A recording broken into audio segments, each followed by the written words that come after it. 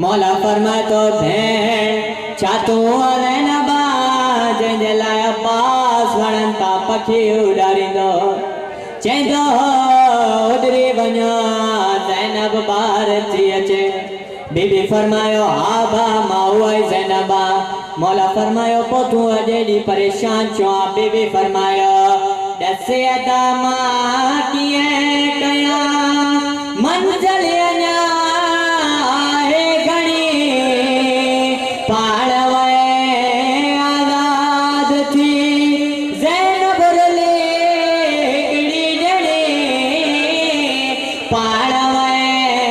आज़ाद थी ज़ैनब रुली हिकिड़ी ॼणी शाम जा पैदल सजे सादात शाम जा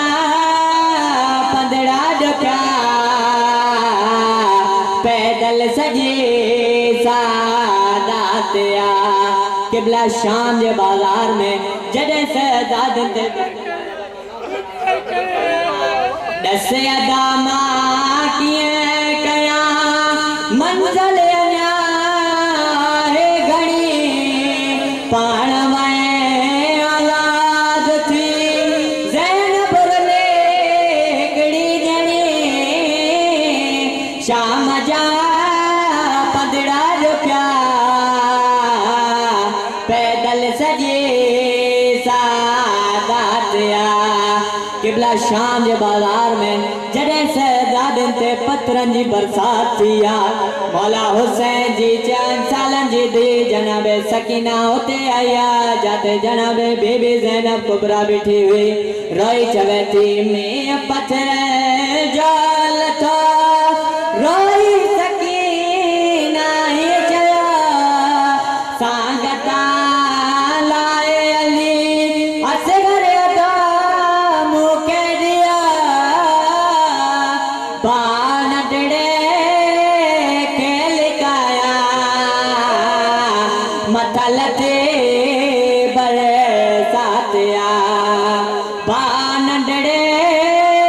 के लिकाया मथल ते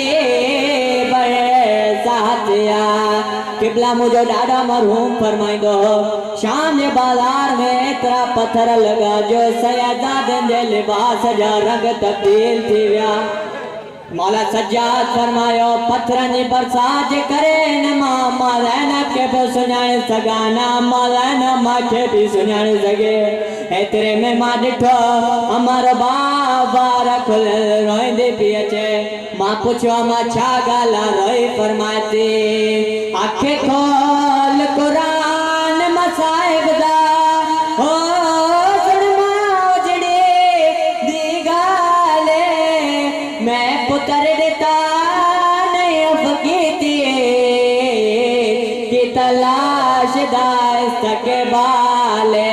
ओ सजाद सकीना नहीं लबदे ओ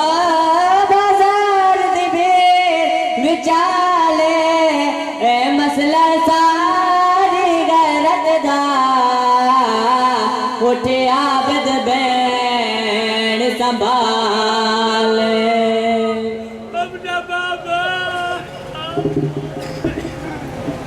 क़िबला बाल मसाक जवाब हाजी